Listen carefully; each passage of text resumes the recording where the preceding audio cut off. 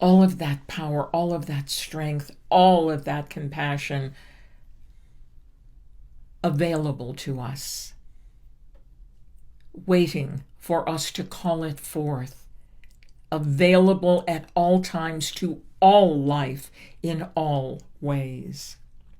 So, this is an opportunity to take time throughout each day to consciously recognize and honor the challenges and the pain that our Ukrainian brothers and sisters are going through right now.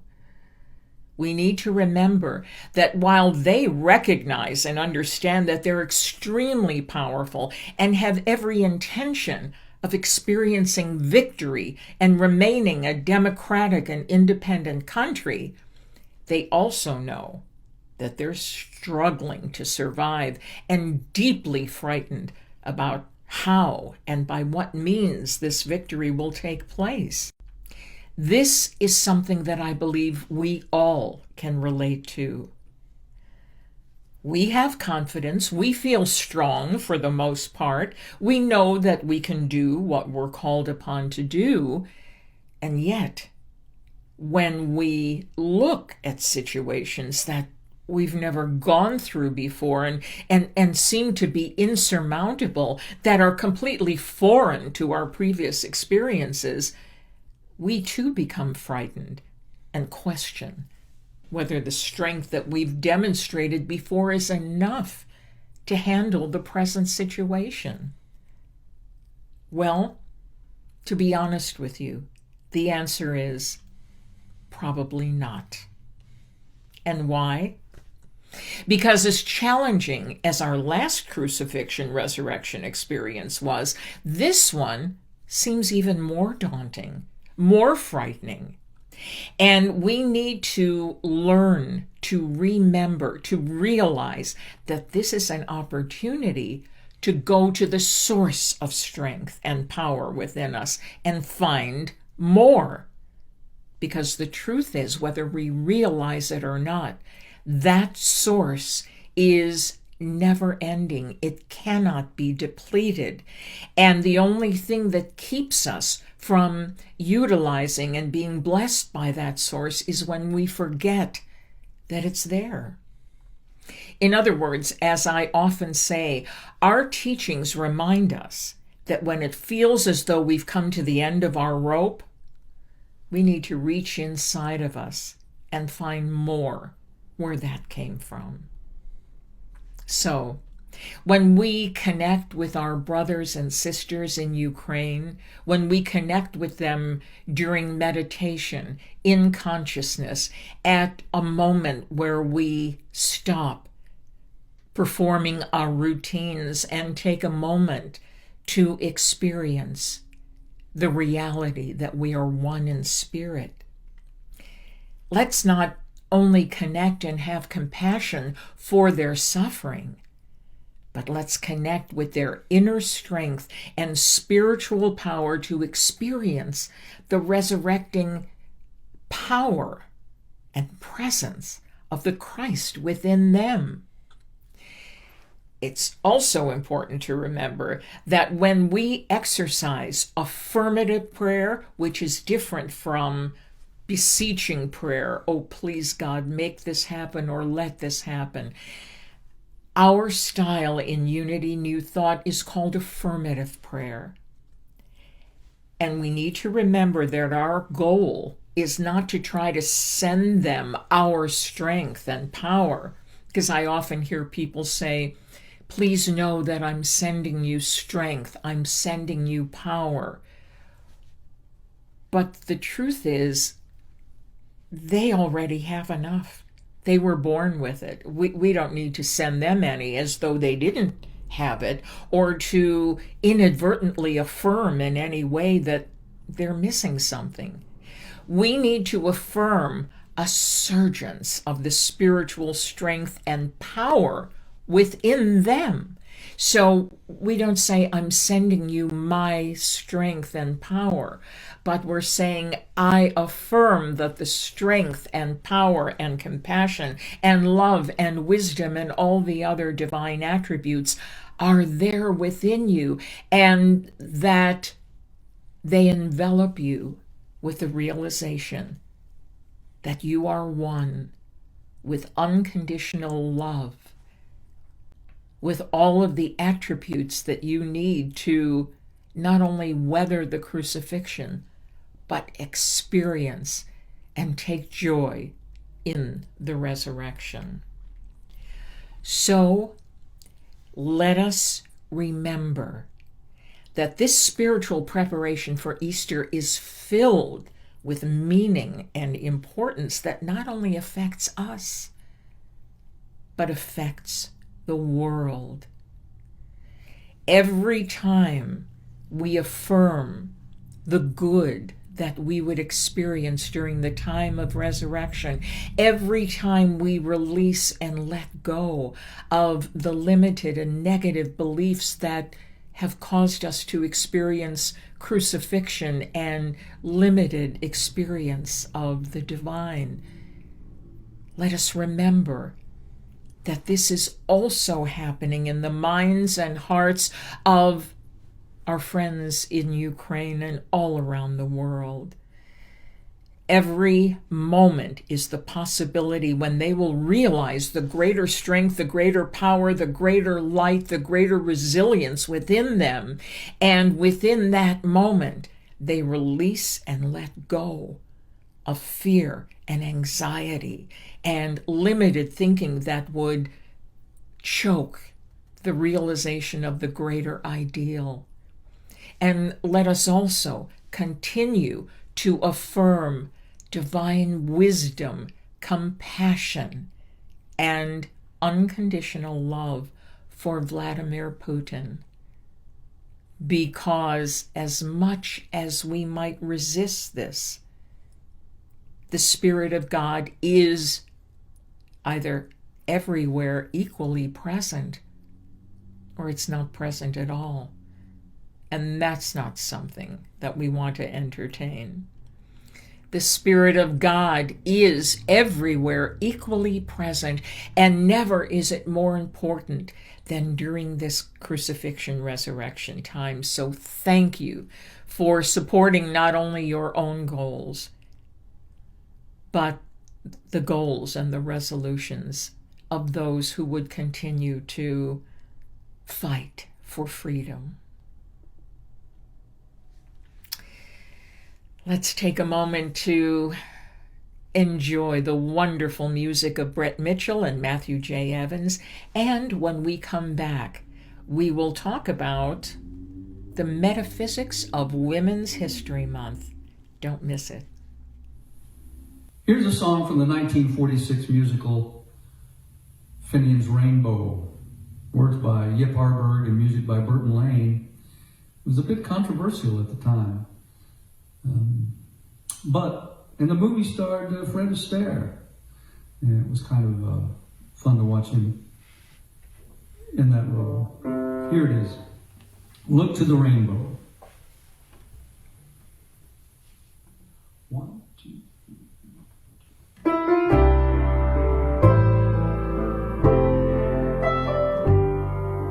On the day I was born, said my father, said he, I've an elegant legacy waiting for ye. 'Tis a rhyme for your lips and a song for your heart, to sing it whenever the world falls apart. Look to the rainbow, follow it over the hill and stream. Look to the rainbow, follow the fellow who follows a dream. 'Twas a sumptuous gift to bequeath to a child. Oh, the lure of that song kept my feet running wild. For you never grow old, and you never stand still, with whippoorwills singing beyond the next hill.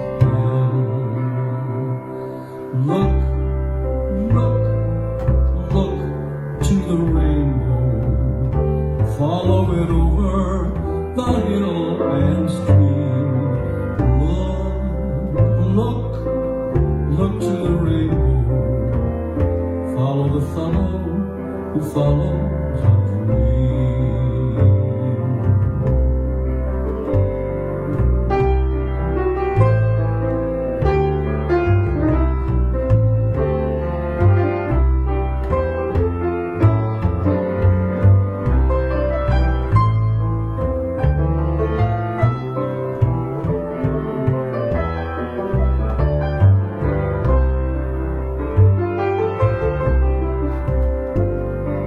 So I bundle my heart and I roam the world free, to the east with the lark, to the west with the sea. And I searched all the earth and I scanned all the skies, but I found it at last in my own true love's eyes. Look, look, look to the rainbow. Follow it over the hill and stream. Look, look, look to the rainbow. Follow the fellow who follows a dream. Follow the fellow, follow the fellow. Follow the fellow who follows a dream. Follow the fellow, follow the fellow. Follow the fellow who follows a dream.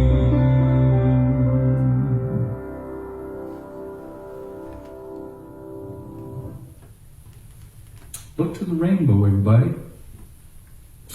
You'll find it.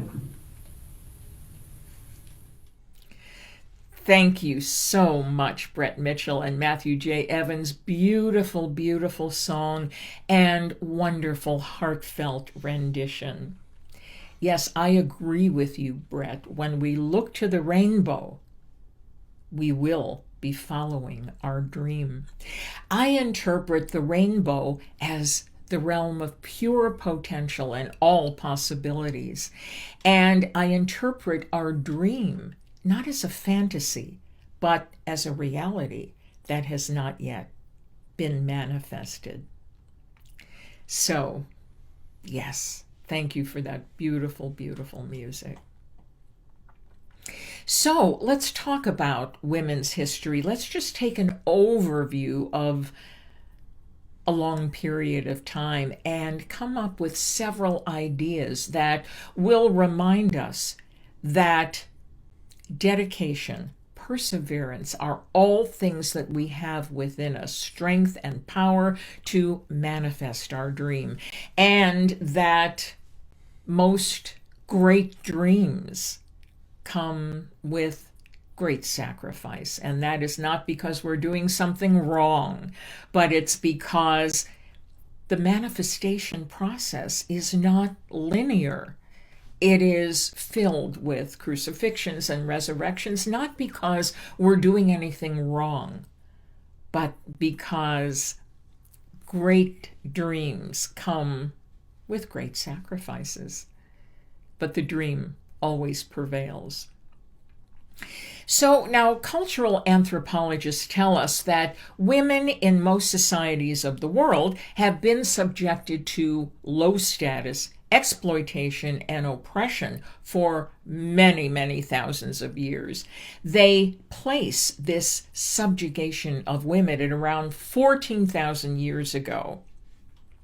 Now, during this time, people were moving away from their nomadic way of life to a way of life that's referred to as sedentarization.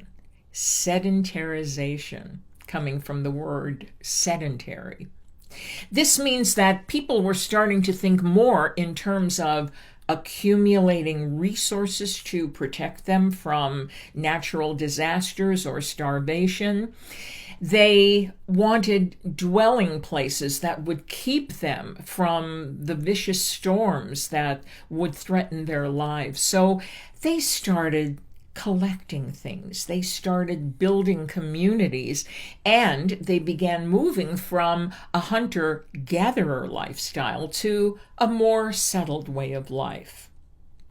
Well, as the people began acquiring land and accumulating resources and using the land to plant precious food, competition increased, along with the struggle to acquire power. So as a result, there were more opportunities to go to war over acquisitions of land or possessions. Now, what the people found out after a period of time was that any society using women warriors incurred a significant disadvantage. See, the death of a male warrior would signify the loss of one person, but the death of a female warrior signified the potential loss of not only her, but of all the children she might have borne. The Amazonian groups who sent both men and women to war would eventually be cut off from their land bases because there was no one left at home to keep their societies thriving. So, as time went on, women began to be excluded from war, and little by little from decision-making, participating in public life, and from actually having dominion over their own lives. As time passed, women stayed home and they took care of all the responsibilities related to the preservation and upkeep of their homes and their children and of the food they grew on that land, including the animals. Now, as challenging as those responsibilities were, and as enterprising and brave and courageous and erudite these women were, men didn't seem to notice what intelligence and perseverance the women were demonstrating, and instead they proclaimed themselves as the superior gender. Now, even as the men began to worship the fertility goddesses to ensure many offspring and successful crops, this didn't seem to affect the status of the women. I know that certainly I've heard many people say that, to go back to the times when goddesses were worshipped. But the fact of the matter was that those goddesses were there for men to pray to for more crops, for the flooding of the Nile, for the well-being of children, for them to be healthy and strong. But they didn't seem to notice that their wives were also women, because the men began to treat them as objects, possessions, just like all the rest of their possessions at home. Now, that lasted for a very, very long time. But things began to change with the introduction of the concept of feminism, which many say breaks down into 4 different time periods. I want to share with you a brief overview of those periods so that you can have a sense of the way things have changed over a relatively short period of time.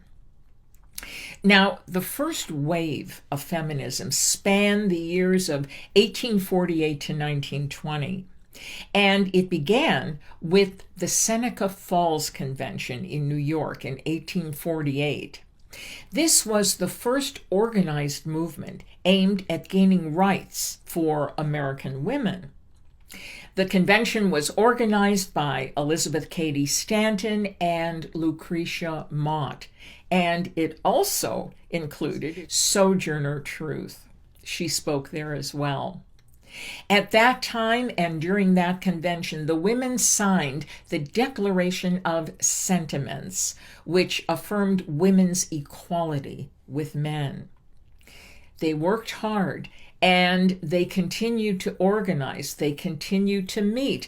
They continued to take abuse from people who opposed them for 75 years, until In 1920, the 19th Amendment was ratified, which fulfilled the principal role of the first wave of feminism, which guaranteed white women the freedom to vote. Now, let us understand that Black women and other women of color were not allowed the right to vote until the passage of the Voting Rights Act of 1965. So although Black men were allowed to vote, Black women still had to wait. Now, the second wave of feminism is said to be from 1963 to 1980. At this point, Betty Friedan wrote her groundbreaking book, sold more than 3 million copies in 2 years. It was called The Feminine Mystique. And she talked about the problem of women being confined to the role of wives and mothers and how they were choosing to rebel against this inequality, that they felt they were born for more than just keeping house, that they wanted to be able to go out in the world and to express the intelligence and the enterprising nature that had been ignored them outside the home. And even inside the home hadn't really been recognized very much. Betty Friedan's goal was wanting to end sexist discrimination. And soon after the publication of her book, the NOW, National Organization for Women, was formed with Betty Friedan as the president. Now, during this time, the women were inspired by the civil rights movement, and they called for a reevaluation of traditional gender roles in society. Feminism, or women's lib, gained strength as a political force in the 1970s as Betty Friedan, Gloria Steinem, and Bella Abzug founded the National Women's Political Caucus in 1971. So the high points of the second wave of feminism included the passage of the Equal Pay Act. Not that it's always been enacted, but they did pass the Equal Pay Act. And the Roe v. Wade decision was passed in 1973. In spite of its many achievements and many interesting times with many women demonstrating in many different ways, the women's liberation movement began to lose momentum by 1980. Like other movements, like the civil rights movements, many of us thought that it was finished and that we got all of our rights.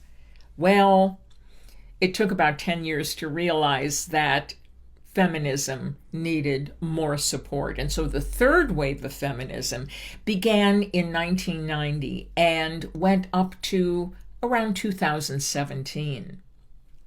Now, the focus in the third wave was on dealing with sexual harassment in the workplace and a shortage of women in positions of power. When Anita Hill testified before the Senate Judiciary Committee about her accusations of sexual harassment, women began to talk about the arrival of the third wave of feminism. In 1992, which was called the Year of the Women, there were more women elected to Congress than ever before. Many women chose to embrace the spirit of rebellion, and women became encouraged to express their sexuality and their individuality. The third wave also looked to be more inclusive when it came to race and gender. Now, the fourth wave began in 2017. It continues to the present, and we also look to the future for greater strides. This includes the emergence of the internet that led to a new brand of social media based in activism, especially introducing the Me Too movement. Now, the Me Too movement was actually launched in 2007 by an activist named Tarana Burke, but it really took off in the wake of information about the sexual misconduct of film producer Harvey Weinstein. thank you, Harvey, for the wake-up call.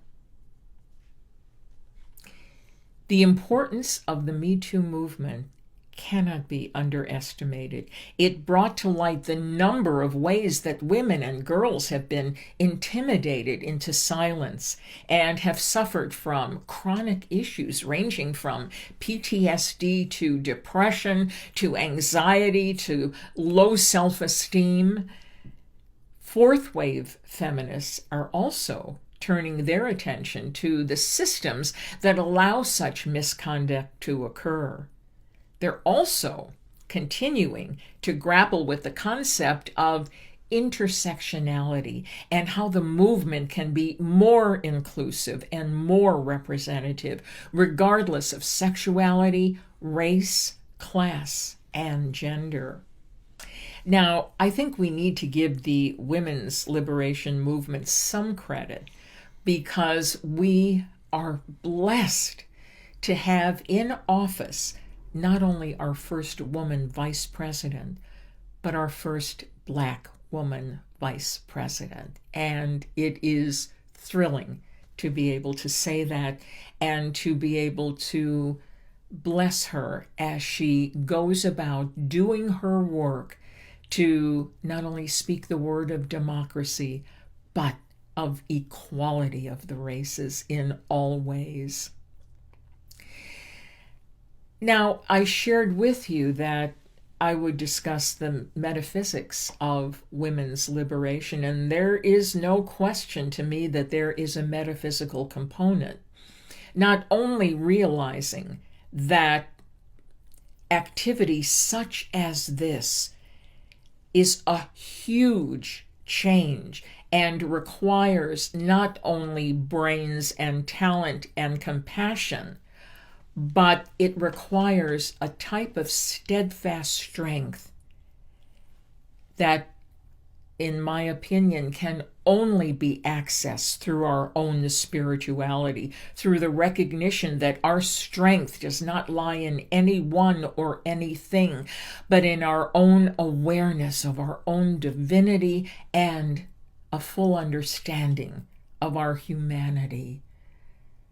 This is a powerful insight into what women have gone through and have passed the torch to other women and have inspired other women who actually have inspired a number of men to be part of women's liberation. These men who have a great awareness of their own inner power and don't have the urge to take it away from someone else in order to feel whole or strong. I also want to say something about the Me Too movement and how, shall we say, coincidentally, something happened this week in my life that brought back a memory that was so difficult to grapple with that I just didn't think about it. Oh, I think I told Matthew about it once, years ago, but have always felt shame about and have always felt confused about. And this is an incident that took place when I was about 20 years old.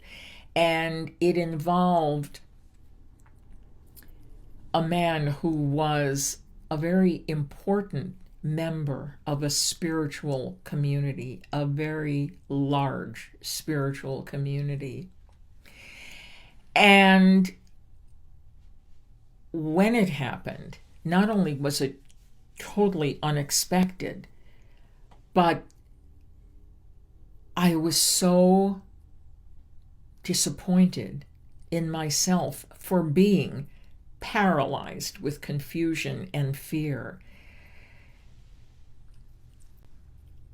I wouldn't have dreamt of discussing it with my family because I was too ashamed. I didn't want that to be a picture of the daughter that my mother raised. I was filled with shame. And so, this week, as I was scrolling through a Facebook group that I belong to, his name was mentioned. And someone commented on the Facebook page that he had a friend, a female friend, who told him of the exact experience that I went through, only she had gone through it. And then he mentioned that he was known during that time for having had those experiences with a number of young women.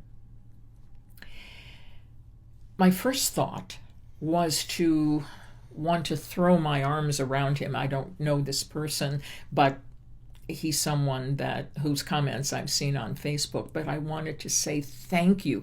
Thank you for mentioning it. Thank you for saying the word. I don't envy, I'm not joy-filled that other women and girls went through this, but I can tell you this, that there's nothing like feeling alone with your shame. Nothing as tragic and, quite frankly, unnecessary if we realize the living spirit of truth within us and the presence of unconditional love. Well, I was freed in some way that's still a little hard, if you notice, to put into words. But the fact is, there was a freedom there. There was a connection with other women and girls, many of whom I pray have forgotten it and put it in the past a long time ago. And that is the dream that I follow now, and that is the freedom that I'm experiencing now more and more every day. Who knows how many of us there are out there? Those of us who have inadvertently, unwittingly chosen to experience shame about experiences we had no practice with, and experiences that put us in a compromising position that cause us to go silent and stay that way. If there's anybody out there now who's living with shame for that or for any other reason, please know that the tremendous, unequaled power of the unconditional love of Spirit dwells inside of you, knows no judgment, and is willing to bless you as you open yourself up to the possibility. Look to the rainbow. Follow the dream. The dream is unconditional love, and it's always been there for you. And when you look there and stay there, keep your faith there, keep your attention there, it will wrap you metaphorically in its arms of pure and unconditional love, and you will begin to heal. If anybody who's not watching this morning that you know needs to know this, please send them a copy. It's really, really important. And that healing can take place anytime, for any reason, with anybody or anything being a catalyst. It's all there for us, and it responds to our faith in it.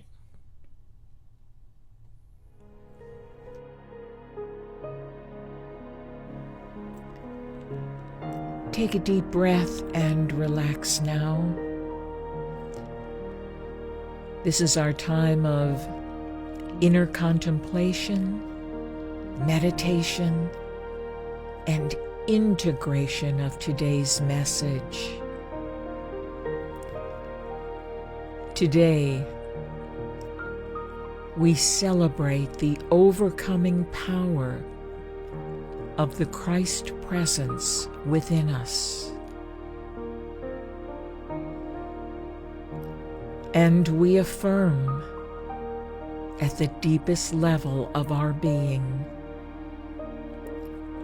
I am strong with the strength of spirit.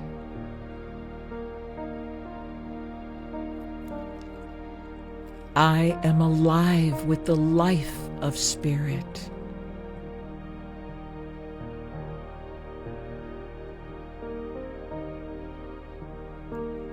I love with the love of spirit, continually and unconditionally.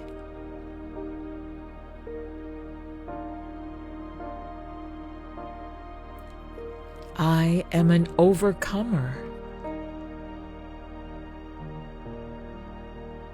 I have all that I need to manifest my highest good at any time, anywhere.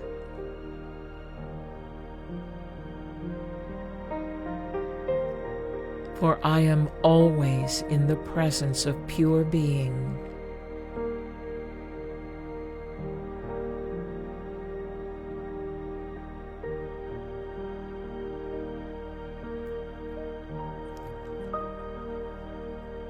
I do all that is mine to do.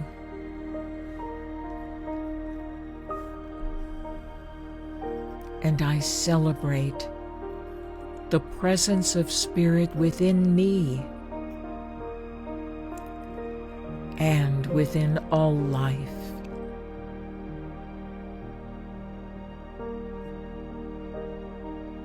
I remember to take time for meditation every day as I connect with our Ukrainian brothers and sisters in an affirmation of overcoming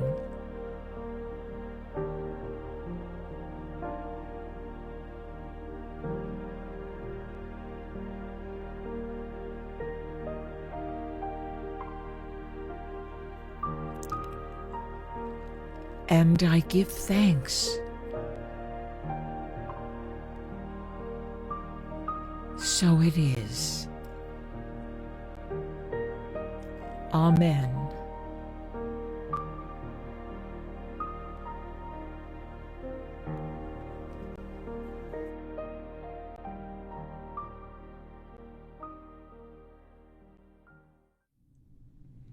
It's time now in our service to bless the tithes and offerings that we would share with Unity of San Luis Obispo. The truth is that as you give, so shall you receive.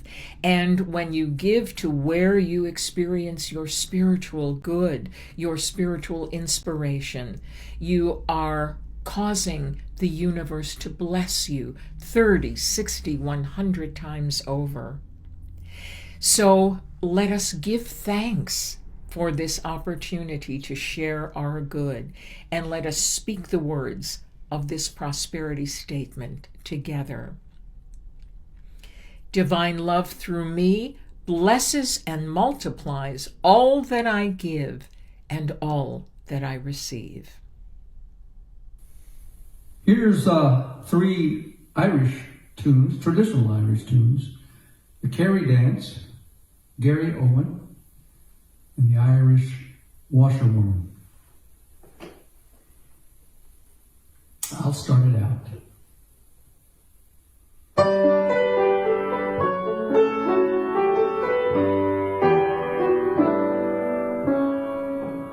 Oh, the days of the Kerry dancing, oh, the ring of the piper's tune.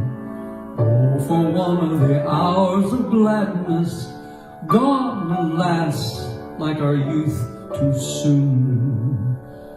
When the boys began to gather in the glen of a summer's night, and the Carrie pipers tuning made us long with wild delight.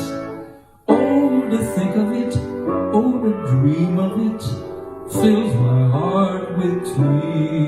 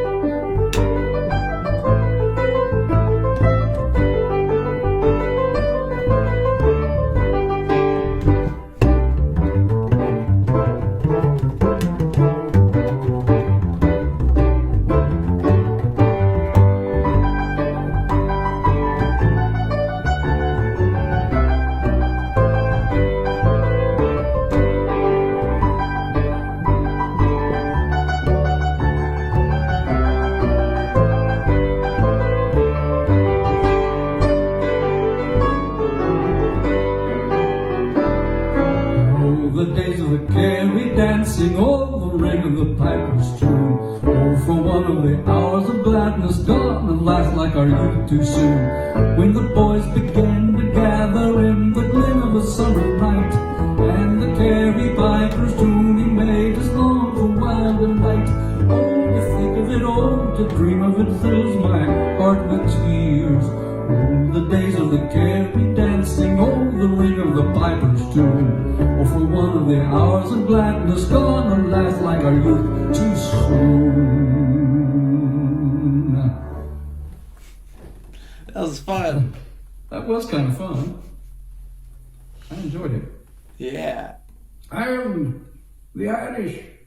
Oh, how we love dear Ireland. Thank you so much, Brett Mitchell and Matthew J. Evans. That really was a lot of fun. So terrific. And it's just such a blessing to have you share your special talents with us. Thank you both. It's wonderful. And you know what it reminds me of with Matthew and his Irish accent? It reminds me of the time when he was about 16, 17 years old, when he played an Irish foreign exchange student on a Disney Channel show called Lab Rats. He was adorable. He had this cool accent, which you heard a little bit of, and it was a charming episode. Look it up on YouTube if you have a chance. So, it's time to sing our peace song.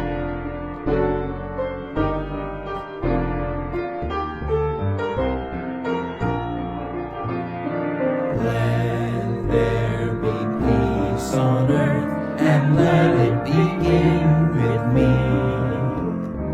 Let there be peace on earth, a peace that was meant to be, with God as creator, united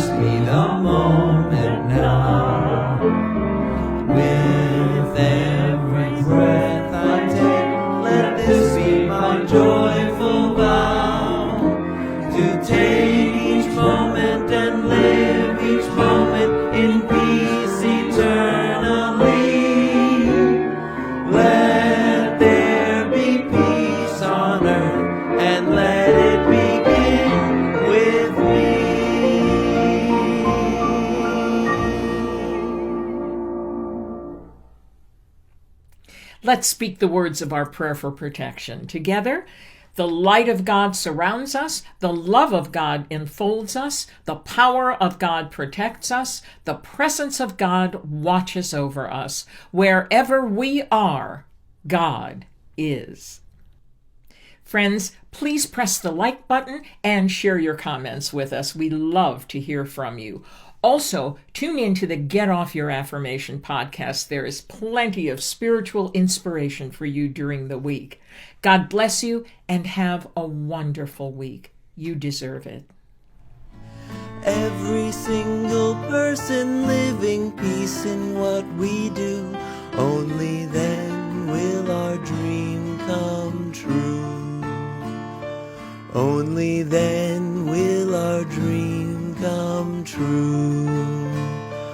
Only then will